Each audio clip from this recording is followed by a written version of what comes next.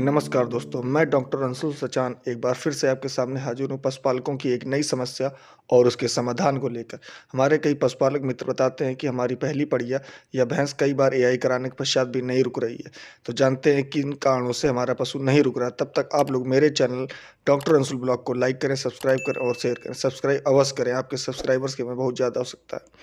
तो पशु सबसे पहले तो हमें पशु को चेक करना होगा कि वो पशु प्रॉपर हीट में है कि नहीं है। इसके लिए हमें बैक रैकिंग करनी होगी। बैक रैकिंग करने के पश्चात यानी गोबर निकालने के पश्चात पशु की सर्विक्स और ओवरीज को देखना होगा कि वाक़ई में उनमें टोनिसिटी है कि नहीं है। यदि वो पर्याप्त टोन है और सही स्थिति में है, तो उसके बाद हमें उसमें सीमेन को इनपुट करना होगा। सीमेन इनपुट करने में सबसे मुख्य चीज़ है एआई गन को लोड करना। एआई गन को लोड करने की मुख्य सावधानी ये है कि सबसे पहले तो सीमेन को हमें थॉइंग करना होगा।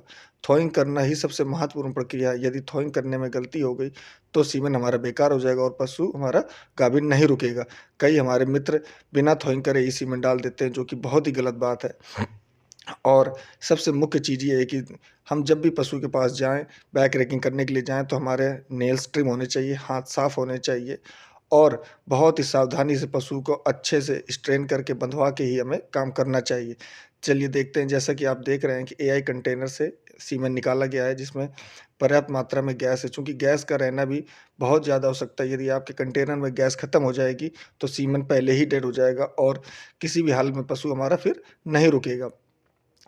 पर्याप्त मात्रा में एक अच्छी-सी थॉइंग करने के पश्चात हमें जो दूसरा सबसे मुख्य काम होता है, वो होता है कि जो सीमेन स्ट्रॉ होता है, उसकी कटिंग करना।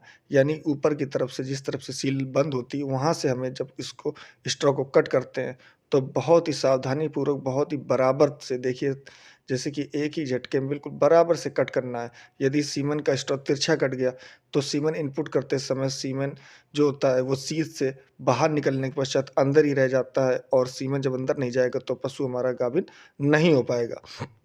तो ये भी एक बहुत ही मुख्य सावधानी वाली बात है और इसके पश्चात सीमेन लोड करने के पश्चात उसमें अच्छे से सीध का पैक करें। सीध पैक करने के पश्चात ग्लव्स चार्ज करें।